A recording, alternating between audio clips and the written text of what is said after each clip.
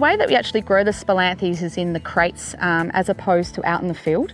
And we use what we do with the crates is actually do a 3-3-3 mix, which is topsoil from our property, some potting mix, and also our own produced biodynamic compost. The way that we irrigate is using above head sprinklers, and we actually do that sporadically through the day, only for a few minutes here and there, and particularly when the temperatures start to rise, and that's how you get that humidity within the environment. The other things that we do is we actually mulch it, which is really quite unique. We actually use the dead material from the previous season, and we use that to mulch the plant for the following season. So it creates that beautiful biodiversity on the property. Nothing ever goes to waste. When I first started at the business here, we were growing about 12 to 15 kilos of spilanthes, and now we're close to 250, and that's within the last 4 years. So we've come a long way, and the reason why we've put all this time and energy into it is because the natural ingredients are just so potent and beautiful that we wanted to really encapsulate that.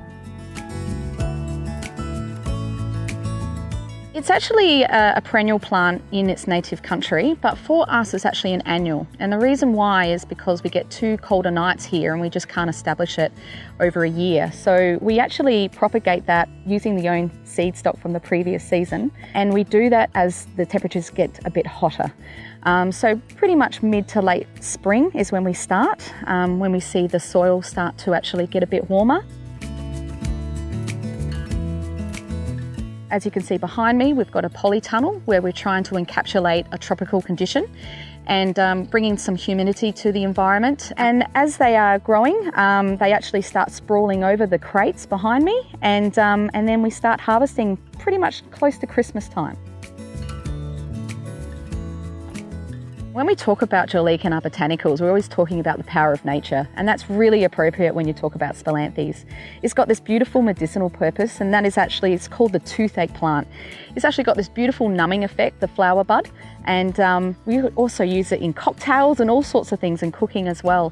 The reason why spilanthes for us is what we use, it's got some firming properties to it, and it's fantastic for aging skin. So that's what makes it really quite unique and interesting for us to grow.